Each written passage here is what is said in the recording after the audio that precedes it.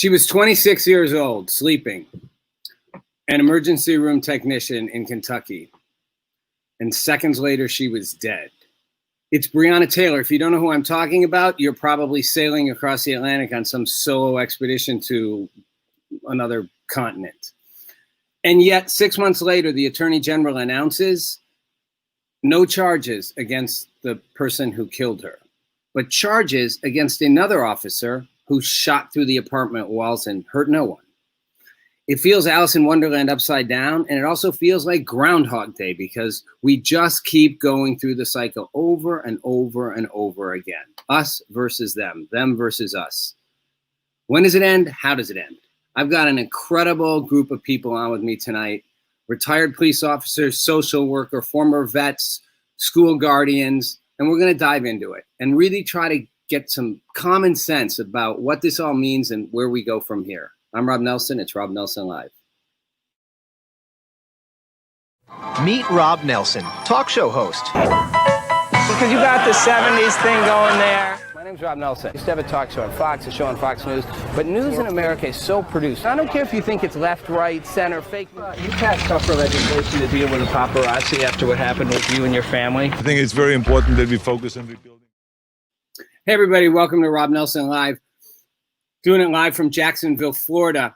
So those of you who've been following know we're gearing up to do a big town hall in Jacksonville, bringing everyone from the community together, from the police to the clergy to athletes to community activists to just average citizens to wealthy business people and people living in an impoverished community who are barely making it through. The whole community together to have a live stream conversation. And the whole point of why we wanted to do this was I wanted to sort of start what I called a listening tour, where I sort of going around the country and just finding out what people really felt needed to happen. You know, I was in LA in the middle of the protests, videoing, doing live streams, bringing protest leaders on, bringing police officers on, bringing, candidates for district attorney on. And at the end of the day, I was shocked and left with this feeling of like all this protesting, all this yelling and screaming and venting and raging and a lot of white people too, to be honest. Like I saw way more white people than black people out protesting, and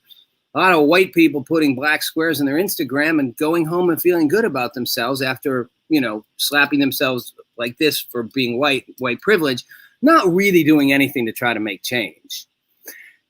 And then Breanna Taylor's indictment comes out the other day in the middle of all this. And it was like, whoa. I was just caught off guard. I mean, I fully expected them to indict the officer. So just to back up real quick, I'm going to make a quick monologue because I got some great guests and I want to get right to them. But Breanna is a 26-year-old emergency room technician in Kentucky. And she's in bed sleeping with her boyfriend, Kenneth Walker, who is allegedly a drug dealer. I don't think there's a whole lot of dispute that he's a drug dealer, whether he's been convicted, when, and what for. I mean, at a certain level, you call things as they are. But he's not dealing drugs out of her apartment. The police show up with allegedly a no-knock warrant, although they claim they knocked, but they had a warrant. And after that, nobody knows exactly what happens, except the police come in, plainclothes, 3 officers. Walker fires at the officers, hits Jonathan Mattingly in the leg, one of the officers, and all hell breaks loose. The cops shoot 20 rounds into the place, bullet holes through all the walls into the neighbors, kill Breanna, who's gotten up and in the hallway, and somehow Kenneth Walker doesn't even get a scratch. In the indictment, Daniel Cameron, the Attorney General of Kentucky, and also Kentucky's first black Attorney General, and first Republican Attorney General in a long time, finds no. So the officer who the Jonathan Mattingly is the officer who gets shot. Miles Cosgrove is the officer who shoots Breanna Taylor. No indictment against Miles Cosgrove for killing Breanna Taylor, a completely innocent person. An indictment against the third officer for shooting through the walls of the apartment, and it's reckless endangerment, just shooting randomly, firing all directions. And people go crazy, and I understand it. And the facts are all cloudy, and the whole thing's kind of a mess, and nobody knows what's what, and people are angry. And it's, again, the us versus them, us against the police Police against the protest. All police are good. All police are bad. Blue lives matter, but so do black lives. But don't say blue lives matter. It becomes a cluster. You know what? People are like, WTF. The sad thing is, and I knew this would happen, a month ago, over half the country approved of the protests around racial injustice. Today, that number's dropped to 39%. That's a big drop. 39% from 54%, and only about 44% approve. And that's overall. The numbers get smaller when you look at Latinos. It's like 31% of Latinos approve, and white people, it's even smaller. Black people still a higher number, but even that's dropped. So overall, people are like, we're tired of the protest. And a lot of the protesters didn't do themselves any, sort of goodwill on this. Portland, the whitest city in America, as I like to call it, and the whitest state in America, is like 2% black population. Protest for 90 days about whatever, throwing shit at anyone and just mayhem. It wasn't about racial justice at that point. Maybe it wasn't the first 2 weeks. People got tired. We got weary of it, and they were like, we're done. We're done.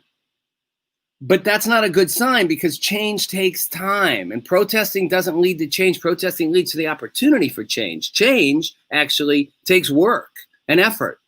And this whole event with the indictment just spins people back into the same spot where we're all fed up. We're all angry. People are protesting. People who are against the protest are like, we're done with it. People who want the protest are like, we want more of it. People throw more things at the police. Police get shot at. Police are bad. People hate the police, yet you need police. And police departments have major problems.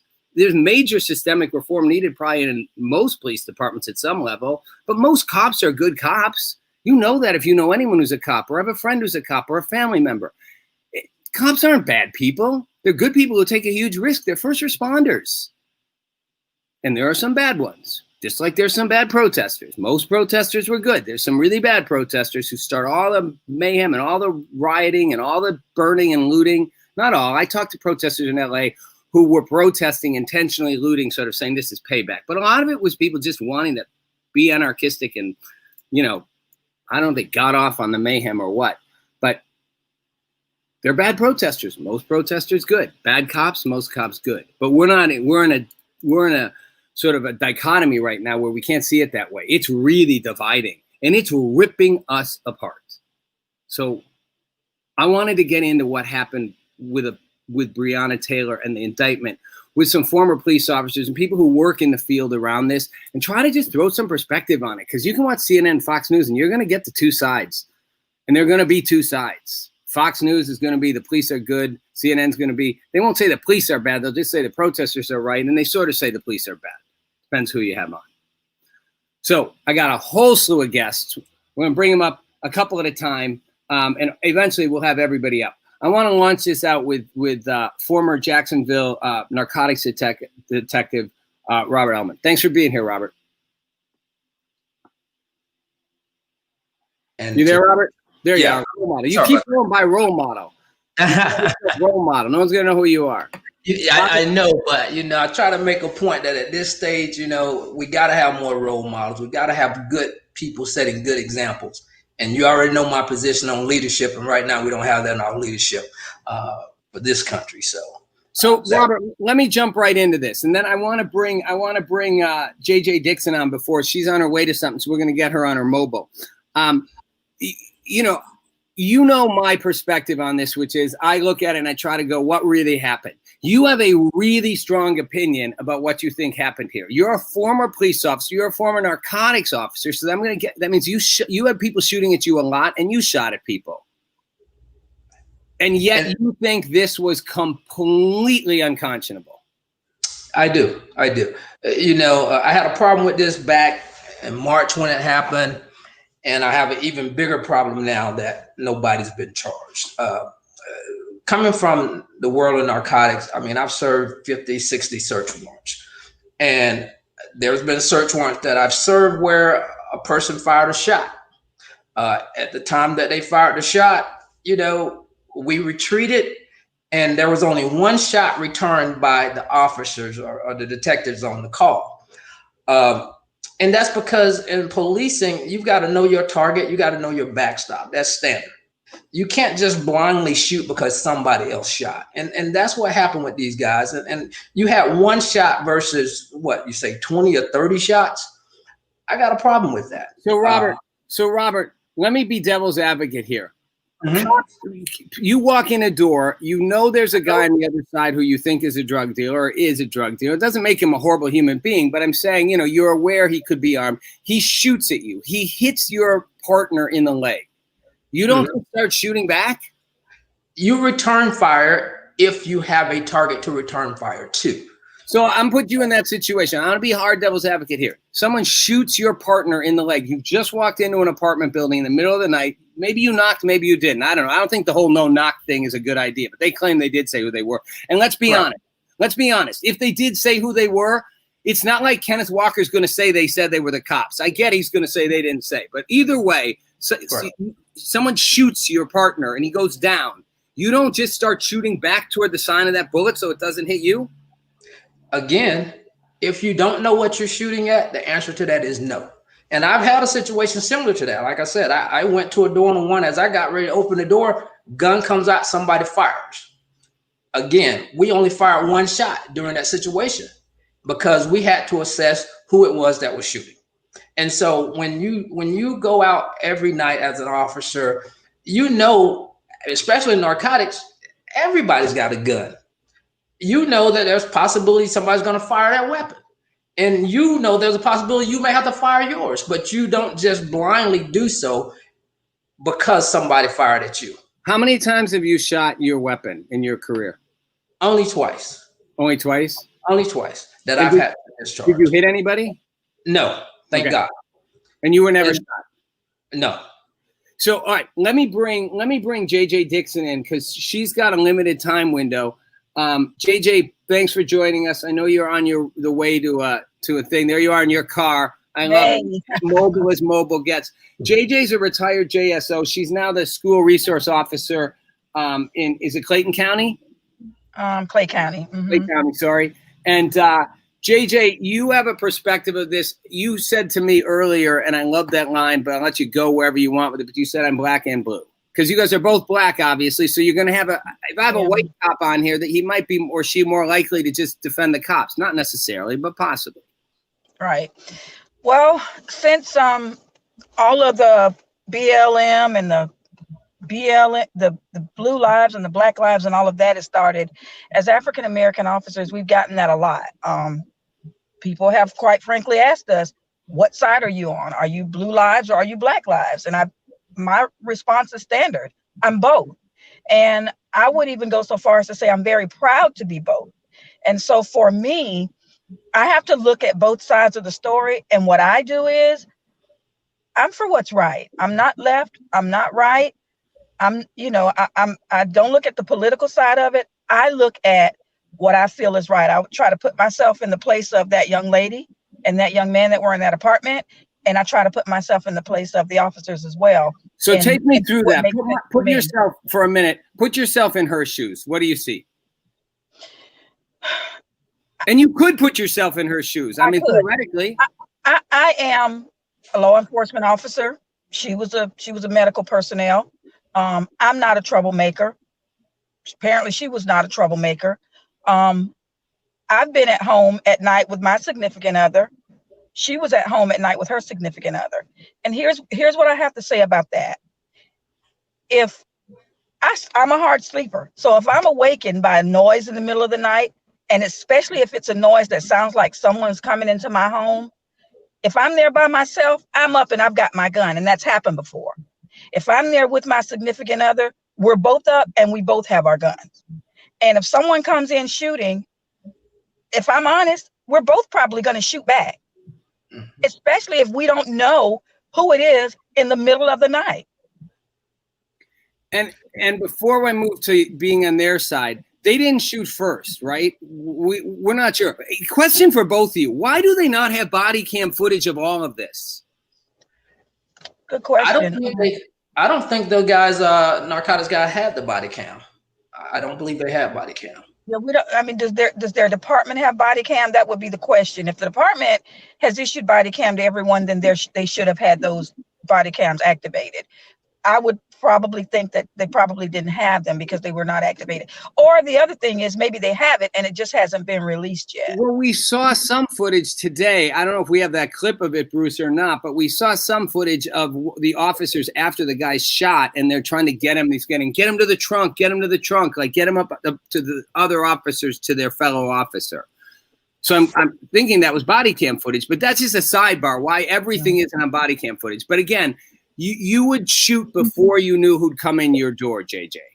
If I'm at home, in my home, and I know that there's no reason for anyone else to be entering my home in the middle of the night, especially if I'm awakened, yes, I would. I have the right to protect myself in my home. Now, I don't want to sound like I'm playing Monday morning quarterback, because quite honestly, we don't know everything that happened out there that night. Only the people who were there know that. But if you put me in a scenario where I'm in bed, and I think I said this to someone earlier, if I've got a man next to me in bed at night and someone comes through my door, if he doesn't get up and do something to protect me, we got a problem. You're getting a new boyfriend. Yeah, Absolutely. It's like if I'm the only one, if I gotta wear the pants and shoot everyone in this family, I need a new guy. No, that's right. I mean, let's just be honest. If you, as a woman, and from a woman's perspective, if you've got your man there with you, I don't care what he does for a living, and someone breaches that door in the middle of the night, it is expected that he will get up and that he will protect you. Right. So let's take go ahead, Robert. Go ahead. But Rob, I'm still stuck on the responsibility and the duty of the officers, regardless of what JJ is saying about what the person inside the home did. You know, there still is a responsibility these officers had to act accordingly. And yeah, people say, I think it was Charles Box killing him. Somebody said, oh, they think, you know, because the person shot, that the officer should have returned fire. And you got a point. You should return fire, but again, return fire to what or to who? You can't just blindly shoot just because somebody shot at you. Right. Can I say this, Rob? To your point, I think before it even gets to that point, let's just address the whole scenario. Until we start holding police departments, their administrators, sheriffs, and police chiefs accountable for their policies and their training, nothing's ever going to get better, because before the officers even get to the door, there have to be policies set in place that allow them to function the way that they function. Mm-hmm. And so one of the biggest issues that we have across the country is there's no uniformity in the way police departments function. And so you have one police department that says this is okay, and one police department that says that is okay. And as a citizen, it's difficult to stomach that, because in this part of the country, it's okay to do it. In this part of the country, it's not okay to do it. So how do we, as a society, as a community, as a whole across the country, how do we deal with that when every police department is doing their own thing? Right. And I'll even break it down further. We're lucky here. We've got one consolidated police department. We don't have a sheriff's office and a police. We have one. So our rules are our rules, and everybody's pretty much going by the same rule. But in other parts of the country, you have, and nearly everywhere, you've got a police department, you've got a sheriff department, you've got a highway patrol, and everybody's doing things differently. Mm-hmm. Let me bring Chief Tranquil into this. I'm going to wind you all in as we go. Chief, thanks for being here. So I want to flash to a second to the other side. Just comment however you want on this. But, you know, again, I think if I'm the cops, and I'm not trying to take one side or the other, I get it. I mean, I'm a Libra. I always see both sides. But, you know, we have this footage. Actually, Bruce, can we just play like 20 seconds of the footage? It's a very short clip. And you guys you'll see it's the footage we have, if we can play it, of the police officers after he shot.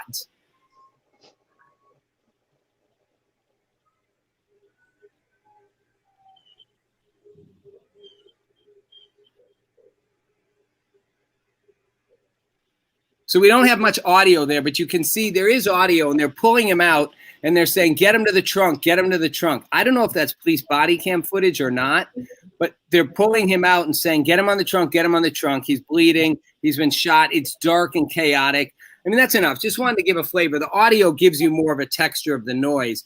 But, you know, from there, I guess what I'm saying is, in hindsight, it makes sense, you know, Robert, you don't shoot without knowing what you're doing. You seem like a very highly trained officer. And I like to think all officers are trained in a disciplined way to know that.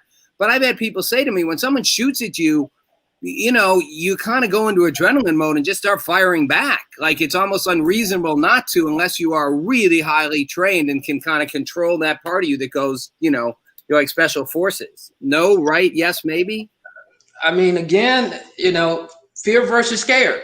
You know, we talked, I think, a couple of weeks ago about this, where these officers that are, you know, and I'm ex-police officer. I'm not totally against police. Well, that's what I was going to say. You come off as, I know you're not, but it comes off as like almost like the police are wrong here. And I'm sure a lot of cops are like, come on, give him a break. Here's one more thing I want to say. And again, it sounds like I'm on one side, but only because I feel like you guys are on the other, so I'm trying to balance it. But the feeling some people go to is, you know, I resist when people say, if you just did what the cops said, you wouldn't get arrested. You know, the George Floyd thing. I'm like, come on, you don't have to bow down to the cops. If they tell you to do something, if they say get on your knees, I don't have to get on my knees, and they can't shoot me if I don't. But some people go, at what point do you draw that line? If I shoot at you, you know, like if I not cross that line, like I now not put myself at the risk of me and everyone around me getting shot back at. Yeah, and I guess my attitude is, we talk about you got good cops and you got bad cops, and good cops hate bad cops worse than anybody. I think that's where I'm at. You know, I considered myself, when I was on the department, as a good cop, and so now that I'm seeing all these things coming out, and all these things are happening, it's frustrating me. It's frustrating me to the point where I'm like, enough is enough. Let's stop hiding behind this whole, you know, blue line matter stuff. And let's talk about what really matters. And right is right, wrong is wrong. So actions that you take will affect others. If you're scared, again, it'll cause you to take somebody else's life. Fear can help you save your life. So I'm just saying, for officers that are out here on the street now, and a lot of these shootings, and we can run them down like over 5 years, it's been some scared officers making bad decisions, period. And I'm just being honest. Chief, weigh in on this. Well, first of all, my condolences to Breanna Taylor's family and her friends and things. But kind of citing a little bit what DJ said, most of the stuff, when I looked at this, I went back after Robert talked to me about coming on the show. I went and researched it a little bit. What I see mainly is training. It's the lack of training. When I was an assistant chief over Homeland Security, I had the SWAT team, and we did about all of the search warrants. And there are certain things that we do. You know, first of all, you got to determine who's in the house. You know where the bathroom is at. You pull the layout of the house. So if they were worried about him flushing the dope or getting rid of it, they should have had something in place to make sure that that's not going to happen. So I can go into all those details, but it all comes down to training. So can any of you see the perspective of where the cops might have been on this? And a sub question to that is it because you're black? I mean, I hate to say that, but like, if I had 3 white cops, would I probably be getting different answers? I'm not saying that's wrong if that's the case. I'm just, you know, obviously you said, JJ, you're black and blue. It's like definitely different if you're black than if you're white dealing with police. I think it's all about training and your experience. It's all about training and experience in that type of situation. Because you're right. Because I thought about this situation again. If you take the same scenario and you put a white family or couple in there, and the shooting happened, you more likely it's probably the same result. If you have individuals that have not been trained properly, right, and don't have that mentality. Maybe can I chime in? Yeah, real go quick? ahead, JJ. Go. Yeah. I don't know if you all saw this. This happened last month, but there was a I don't know if it was a retired police, I think a sergeant. I don't remember what state, but it seemed like he might have been Mexican or Hispanic or something. And he was inside of his home with his wife and his daughter, his teenage daughter, at night, and the exact same thing happened to him, and he recorded it, and he was continuously saying to the officers before they rammed the door, you have the wrong house, you have the wrong house, that person doesn't live here. And they went in, they got him, they handcuffed him, they brought everybody out, they set him down, the whole 9 yards. So I don't think, we do know that implicit bias exists. We can't ignore that fact. But I don't think when it comes to these warrants that it's a black or a white thing. I think that you hit the nail on the head. It's about training and planning.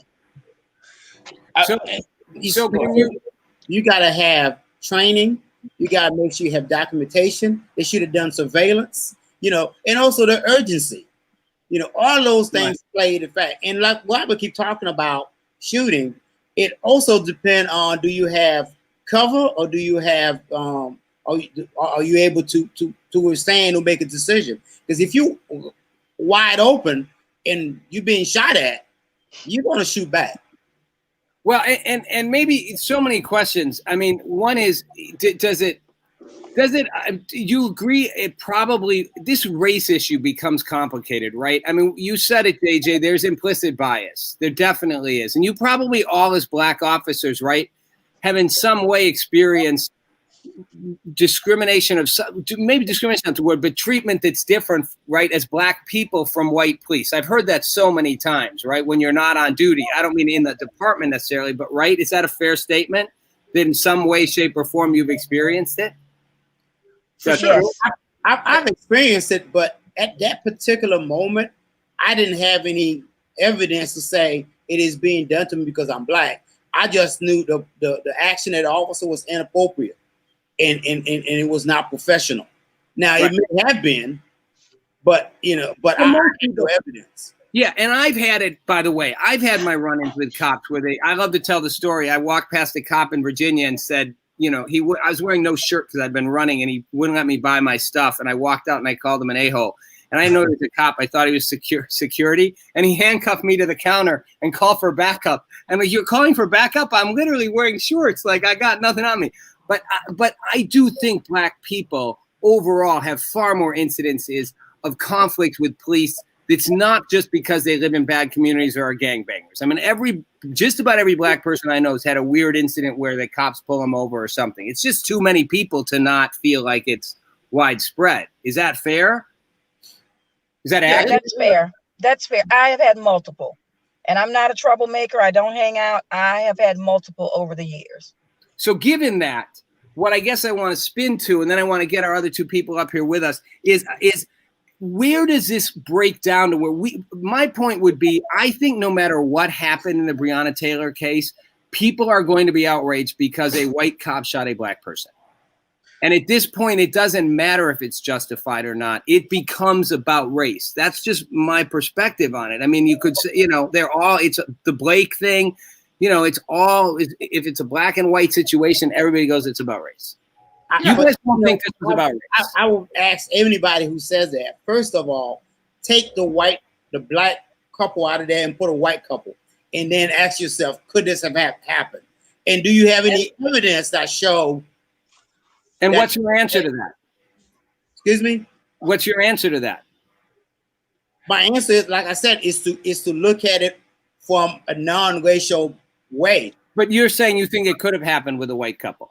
That's what I'm saying. Yes. No, what I'm saying is time and time again, it has not happened to a white person, whether it's a black man being shot in the back, whether it's a knee on the neck. It has not been happening to white people, and it's all been happening by white officers to black people. And I continue to say, let's look at the history of this thing. And that's why black people continue to say every time something like this happened, that is racial, because otherwise, what else is it? I get the same training that a white officer get, but yet I go out and I haven't shot one person, or I haven't shot one white person, but yet we got the same officer with the same training shooting multiple black people or killing multiple black people.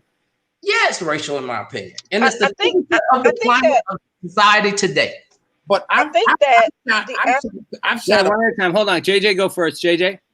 I'm sorry, I'm having issues with volume. I don't know if it's my phone, but I think that the African American community is really tired of the lack of accountability, and the lack of accountability is equivalent to saying our lives don't matter. This is what I get from the black community. when you time and time again, things like this happen, even with George Zimmerman, who wasn't even a police officer, things like this happen. And it's like, sorry, it was a mistake. We'll train them better. You know, there is really no accountability. And even in this case, all the family's asking for are the transcripts, and they haven't been given that. So at what point in history is someone going to be held accountable? And actually, so let the jury decide. Let the jury decide. Yeah. If you know. That's a great point, Janelle. Let me bring Janelle up in here too. Janelle, you want to join us? Thanks for being here, Janelle. Yep.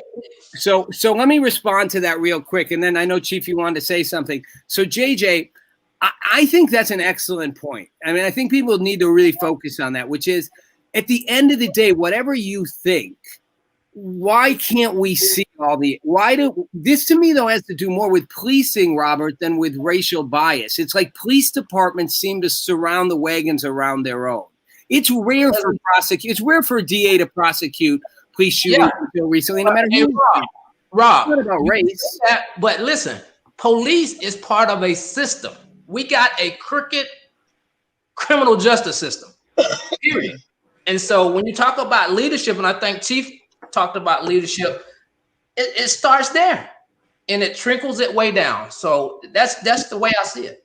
It's a system, and the officers are working for that system. I think JJ talked about it also. It's inconsistency in training throughout the country. Jacksonville, I believe we have great training. But even then, as a chief, there are times I'm looking at use of force report I come across in an officer involved shooting. I would look at one and white officers involved, and I look at other ones where black officers are involved. And difference is? And when I look at those, all I look at is, are they applying the law properly? Is it justifiable? Now, those I've seen somewhere white officers shot where the same type of situation a black officer didn't shoot. But all that has to do with their training and their feeling of self-confidence. But JJ and Chief, neither one of you agree with Robert that you think it's implicit. Robert really feels like it's racial bias most of the time. JJ, you seemed a little like on the fence on that, going, people want accountability. Chief, you haven't weighed in. My comment would be what a lot of people say who disagree with that is they make the argument, but the numbers actually show that black people aren't shot more often by police officers. That, that's not true. Anyone? And like JJ talked, more accountability, more transparency, and those things are needed. But like you just mentioned, if you look at the numbers itself, it doesn't show that. It doesn't show that. But, so Robert, how do you respond to that? And then Janelle, I want you to jump in after that. Sorry to put you up here and keep you holding. So many good voices. Robert, how do you respond to that? That the numbers don't, I'm not saying, by the way, I'm not being clear. I get that black people get mistreated many times by police officers, white and black, and certainly impoverished communities and poor people, which often are in the inner cities, black and brown, get mistreated more because they get policed hard.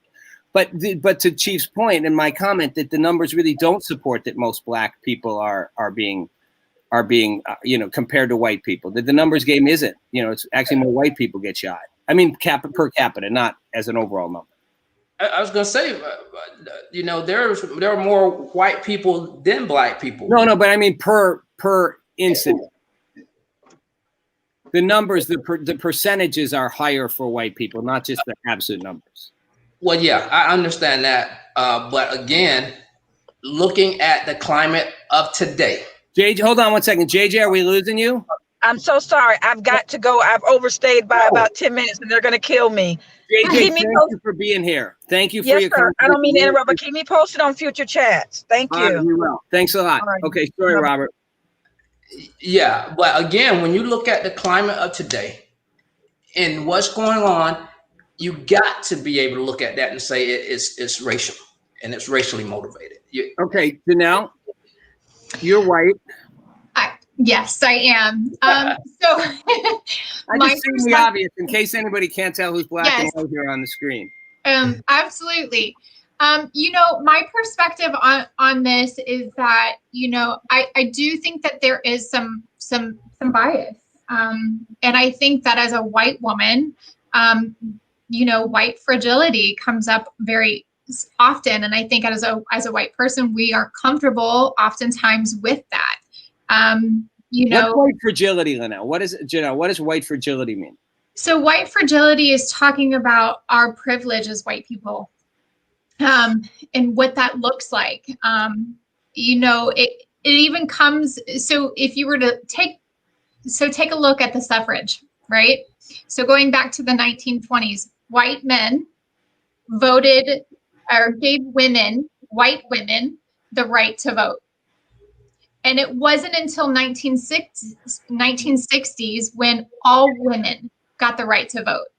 So again, it goes back to white men where we as women collectively, it took a 40-year span for all of us inclusively had the right to. Right. So just thinking about that, when we start to have those conversations, they're very uncomfortable. And when we talk about us and we, it's a very collective term, but there's always outliers. Mm-hmm. So, and it can be uncomfortable. I think that you had said something about you going on a run and not having a shirt, that racial discomfort that you felt. People of color feel that more often than that may look like me. Janelle, let me be clear. It wasn't a black cop. Okay. I'm just saying, just want to be clear. The guy, I was just saying, dealing with police. I've had my better experiences with black cops, to be honest, than with white cops. That would actually be my point. But Janelle, and I want to bring Lee into this too. Lee, I appreciate you've been so patient. Janelle, when you say that, there's a little part of me that just goes, it sounds PC, and I push back a little, and then I would go, well, men have always oppressed people. Like black men oppress black women too. Like, men have been oppressive because maybe we were allowed to be, maybe because we were the bigger half of the species, physically, whatever. And that's all bad. And I get the white privilege thing, but I find the white privilege argument reaches a point where it's like, where is that getting us for white people to feel bad for being white? It doesn't make black people's lives any better. I don't think that we necessarily have to feel bad about it, but I think that we need to take a step back as being human, right? And put ourselves in other people's shoes and say, okay, well, your experience, what is your experience? And I want to hear what that's like, because I don't know. I've never walked in Carson's shoes. I've never walked in Robert's shoes. And what are his experiences like? If I can't hear his experiences or their experiences with an open ear, then how can I have compassion or empathy for their experiences or their hurt or the stuff that they've endured? And I think that's a really good point. And Lee, I want you to jump in and just a comment quick on this. But I would say the same thing is true for police officers, right? I mean, if you haven't walked in and that's part of what the problem I have with a lot of the protesters, they just hate on cops. And it's like, imagine waking up every day as a cop and your fundamental goal is to protect and serve. Most cops do that. You take risks with your life. You're there to intervene. You're there for domestic violence disputes. You're there when people commit horrible crimes. And yet, you're hated on. In this case, maybe it was bad policing, but you're hated on for, in their minds, probably going in that night thinking we got a guy shooting at us. So that would be my point on that we don't see the cops' perspectives as easily because we're in a hate cop mode. Lee, let me let you jump in because you've been sitting on the sidelines. I would say jump in anywhere you want. I would say first that it's not so much a hate cop mode, it's a hate bad cop mode. The thing that Robert said earlier about good police officers don't like bad police officers, that's a true statement. And I would just say that for the most part, good or bad, police officers do a good job. There are times when things happen, particularly like this, where I think the issue is larger than whether you have good police officers or bad police officers. And JJ alluded to it. There are a whole lot of things that happen on that entering the home and what happened inside the home that we aren't. I would say we wouldn't. We being people at sheriff's office that I work for wouldn't have done because our policies are different. Mm-hmm.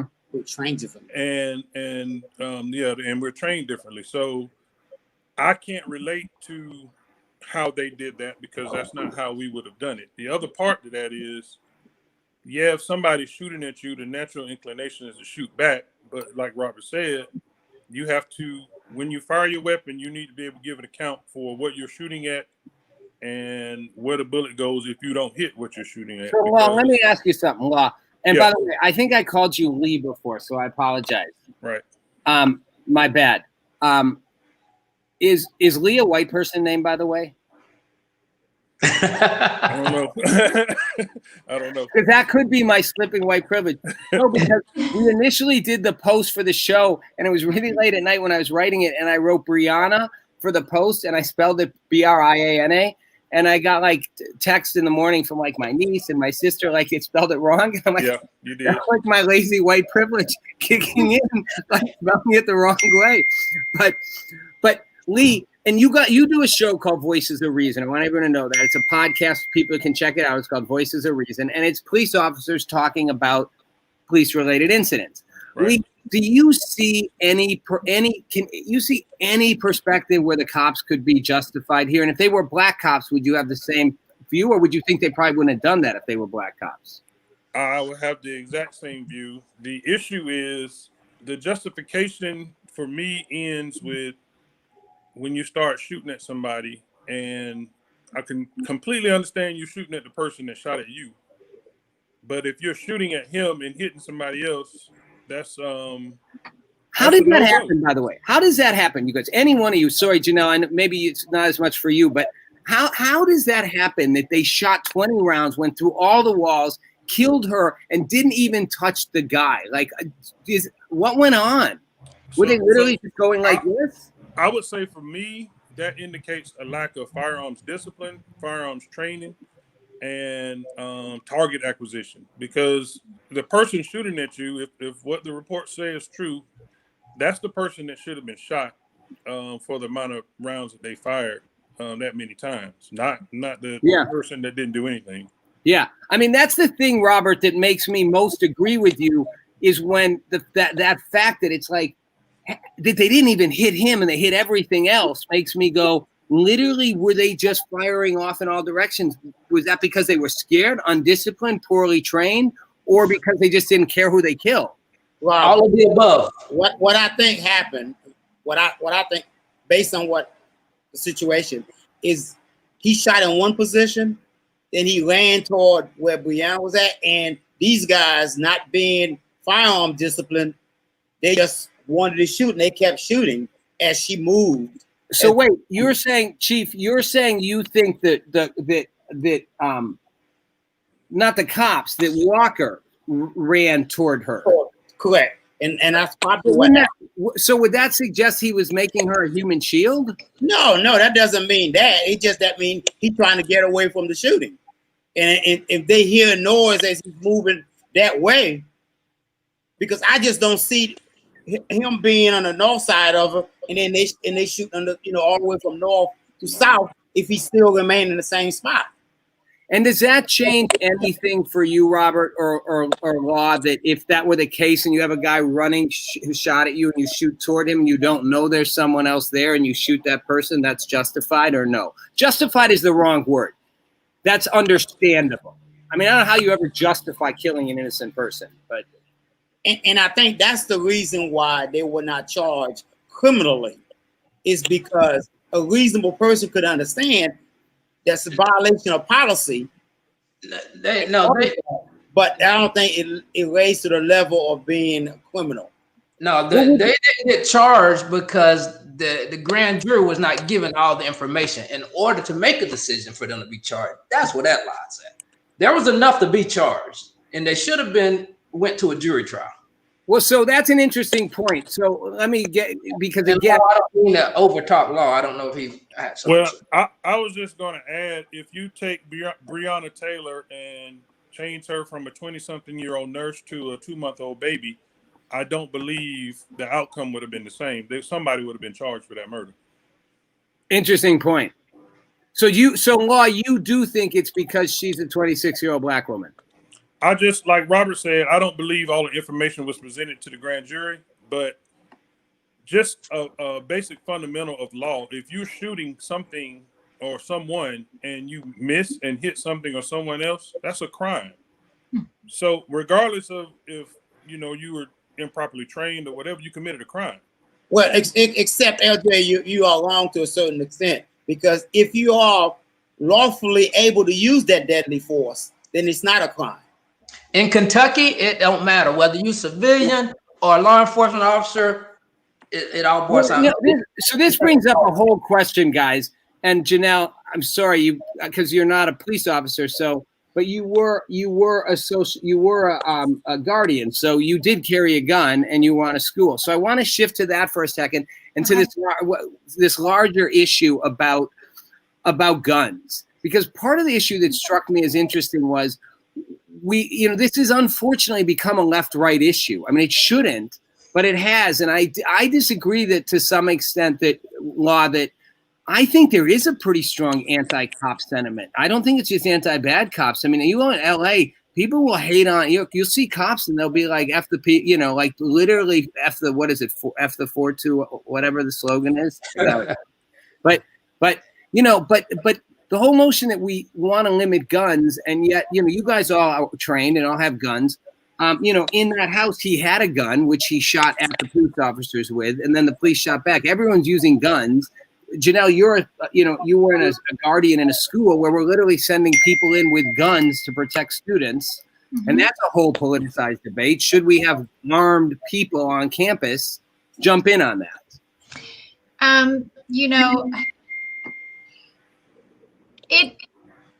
I think going back to what JJ said when she had mentioned, if somebody comes through my door at night and I'm asleep, I'm going to wake up and I'm going to pull my gun out. And if they're not invited in here, that's exactly what I'm going to do. And it stands for the same thing in my home. I have multiple weapons in my home, and that's exactly what I'm going to do. I'm going to protect my family. I do have a husband, but I'm probably a quicker draw than he is at this time. So with that being said, don't piss Janelle off. But just with that, it is that, you have to be careful though. I feel even with the way that I present to society, I am very careful when I have my weapon on me. Earlier today, I went out in public and I was concealed, and it still is something that I have to be very mindful of. Mm-hmm. I'm always thinking and always looking and always paying attention to my surroundings. I do that whether I'm carrying or not, but something that was instilled in me, whether when I was in the military, but also when I was in training with the sheriff's department, is that you have to know your backstop. And when and if an event ever happens, auditory occlusion will happen and visual occlusion will happen. Your senses, go haywire. So those things also, impact your body. But that would suggest then that you would say sometimes even an incident like this, once you're being fired on, you might not have a very rational response. You might not, but also with visual occlusion, you might not shoot as straight as you may have shot at the range. You might not shoot as perfectly, especially if you're a newer officer. So let me take up the issue of the with all of you, the issue on the gun thing. It's kind of interesting to me because, Janelle, you would be the poster girl for the NRA, right? You do not look like you're packing a concealed weapon. I don't know how big you are, but you don't look big.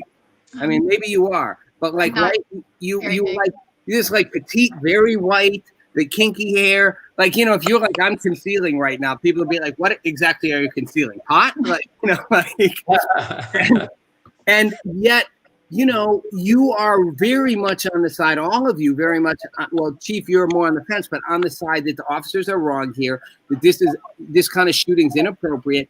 And yet we criticize and attack people for having guns like you all would have them in self-defense. JJ made the same comment. She's like, I'm going to shoot someone who comes through my door. That's a whole debate we're having about guns and whether people should have them at all. And yet you guys are, you know, I don't want to turn this into, you know, NRA fight, but, you know. Like she said, one of the things I do practice, seek first to understand, then to be understood. So I do understand the gentleman stepping out and shooting, but we don't know exactly what happened inside that house. And I do understand also if an officer, you know, depending on what the situation, if he's shot at, he's going to return fire. Now, the key is to remain disciplined to where when your target acquisition is gone, you got to stop pulling the trigger. So here's a question for y'all. We keep talking about training, discipline. You know, I had a candidate for DA in LA on, and he's a reform, George Garcon, he's a reform candidate, and he was a head of San Francisco's police department and number 2 at LA. And he said the same thing JJ was saying, and you were saying, Chief, we need, it's leadership, it's training, comes from the top down.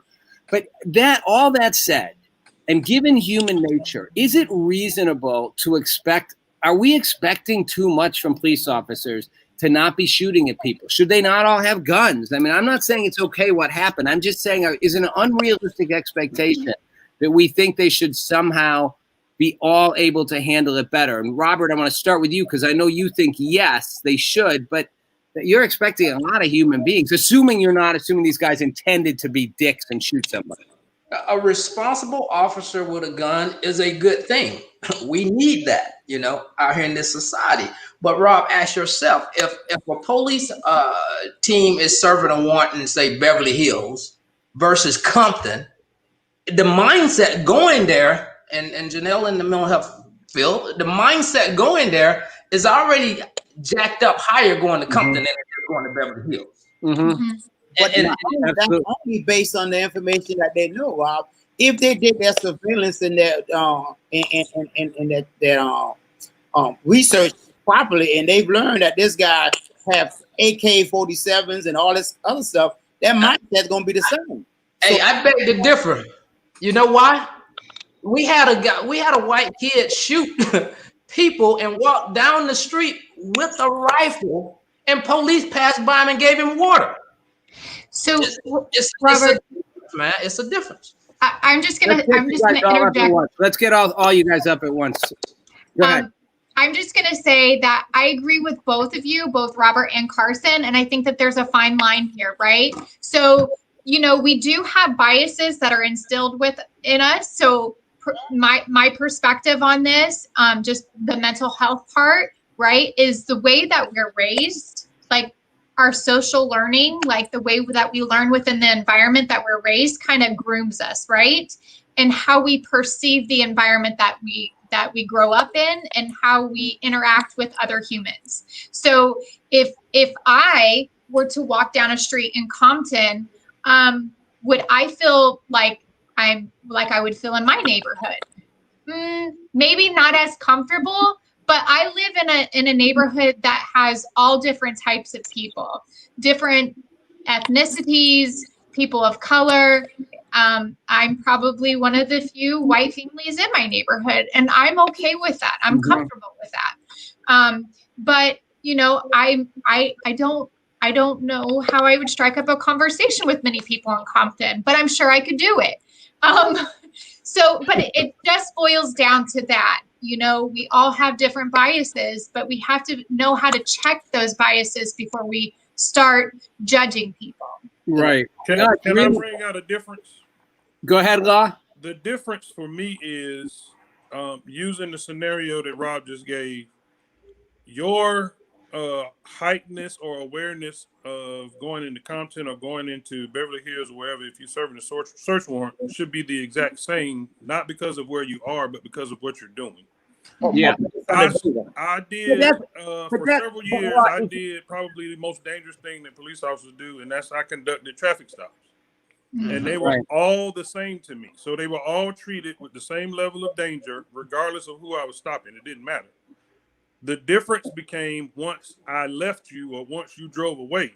So to me, it doesn't matter if you serving a search warrant in Beverly Hills, Compton, gated community or not. It doesn't matter.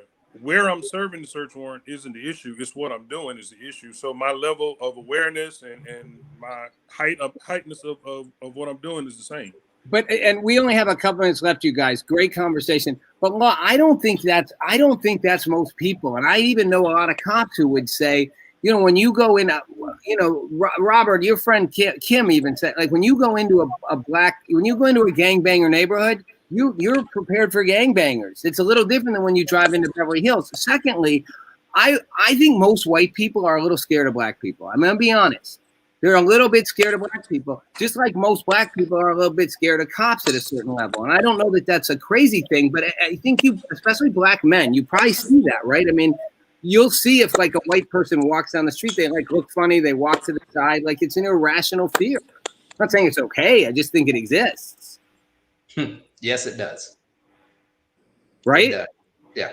And you had, who was that on? I saw one of your podcasts and it was the officer said that he had a situation where he was scared of black people at night or something stupid. Yeah, you're right. It was a former Jacksonville guy, right? But Yeah. yes, I'm black and I'm scared of black. I'm scared of black people too. But you know what I mean? I'm just saying both you, Janelle and Law, make these really beautiful points about human behavior. The sad thing is I think most human beings aren't that good. Like they're not at that level yet. They're just a step off. Like we're still a step behind. Let me get you guys up real quick before I do this last thought. I just want to see you all there. I really appreciate each of you coming on. This conversation has to extend itself, excuse me, beyond. We have to extend this farther, you know, because at the end of the day, right, we're not going to get anywhere if we stay divided in the left-right thing and the black-white thing, right, and the police anti-police thing, right? I mean, we all agree to that there's got to be a kind of a coming together. Correct. Absolutely. Absolutely. And you got to check your biases, you know, when you go to work. Check your biases. I like it. Janelle, last thought, 10 seconds. Absolutely. Check your biases. And it starts at home. It starts with us and our kids. Like it. Law, 10 seconds. The biggest thing for me is, as a law enforcement officer, treat the people you're dealing with as you would want your family treated. Like it. Awesome. Robert, we're down to 5 seconds, man. Leadership matters. Good leadership, you have good followers. I love it. All right, everybody. I really appreciate you guys being on. Thank you. And everybody out there, listen to what everybody just said. It does. It starts at home. Leadership matters. Treat people like you treat your family. Simple thought, takeaway.